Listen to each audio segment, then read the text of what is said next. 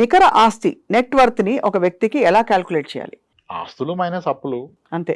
కానీ అది చూసుకొని మురిసిపోతారు. దాంట్లో లిక్విడ్ అసెట్ ఎంత చూసుకోవాలి. ఆస్తుల్లో లిక్విడ్ అసెట్ కూడా ఉంటుంది కదా, అంటే అదే ఆస్తి fixed deposit లు. లిక్విడ్ అసెట్ అనుకోవడం తప్పు. అంతే. మీ గోల్డ్ ఈజ్ లిక్విడ్, మీ బ్యాంక్ ఎఫ్డి ఈజ్ లిక్విడ్, మీ మ్యూచువల్ ఫండ్స్ ఆర్ లిక్విడ్, మీ స్టాక్ ఈజ్ లిక్విడ్. మీకున్న స్థలాలు పొలాలు లిక్విడ్ కాదు, ఇల్లిక్విడ్. ఇప్పుడు ఒకసారి మీరు అన్నట్టు వాళ్ళ పరిస్థితిని బట్టి వాళ్ళు ఎంత ఇన్వెస్ట్ చేయాలి, ఎంత సేవ్ చేయాలి అని అంటున్నారు కదా. ఉదాహరణకి కొండ గుర్తులు కొన్ని ఉంటాయి. నా జీతంలో ఎంత భాగం నేను ఈఎంఐలు పెట్టుకోవచ్చు, ఎంత భాగం నా జీతంలో నేను హౌస్ రెంట్ కట్టచ్చు, ఒకవేళ ఈఎంఐ లేదు బట్ హౌస్ రెంట్ ఉంది, what is the reasonable percentage అంటే ఏం చెప్తారు సార్?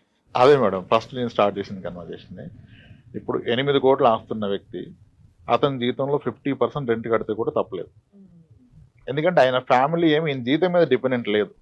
ఆయనకున్న అసెట్స్ విల్ టేక్ కేర్ కదా, అవి చూసుకుంటాయి కదా, అప్పుడు ఎంతకైనా వెళ్ళిపోవచ్చు. నీకు ఏ ఆస్తి లేనప్పుడు ఇదే ఆధారం అయినప్పుడు ఎంత తక్కువ పెడితే అంత మంచిది. ఓహో.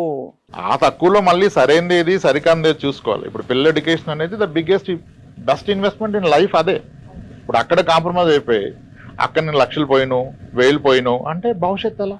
కరెక్ట్. ఇప్పుడు I see lot of people, అంటే నేను ఇప్పుడు నా వయసు చిన్నదైనా నాకంటే పెద్దవాళ్ళని చాలా మందిని కలుస్తాను కదా, చాలా మంది దే ఆర్ మోస్ట్ హ్యాపీ. వాళ్ళ పిల్లల మొదటి జీతం వీళ్ళ చివరి జీతానికన్నా ఎక్కువ, లేదా ప్రజెంట్ జీతానికన్నా ఎక్కువ. అవును. అది అలా పాసిబుల్, అలా సాధించగల చాలా మంది ఆస్తులు ఏం కూడబెట్ల, అవును, పిల్లల్నే ఆస్తులుగా ఫీల్ అయ్యారు. వాళ్ళతో ఎక్కువ టైం స్పెండ్ చేశారు. మనీ ఒక్కటే కాదు, టైం కూడా స్పెండ్ చేయాలి కదా. వాళ్ళు ఆ టైం స్పెండ్ చేశారు, వీళ్ళ కష్టాలు చెప్పారు, వీళ్ళ ఆస్పిరేషన్ వాళ్ళకి చెప్పారు. అమ్మ నువ్వు డాక్టర్ అయితే ఇంకో మన కుటుంబంలో తరహాల్లో నువ్వు ఫస్ట్ డాక్టర్ అవుతావురా, అందరూ నా గురించి చెప్తాను, నేను గర్వంగా తిరుగుతాను. ఒక తను చెప్తే కూతురు అవుతుంది. డబ్బులు ఒకటే ఇచ్చేస్తే అవుతుందా? ఆ టైం అండ్ మనీ పెట్టిన వాళ్ళు వేరేది పెట్టలేదు. రైట్. సో కాబట్టి స్టాండర్డైజేషన్ లేదు ఎంత పెట్టాలని.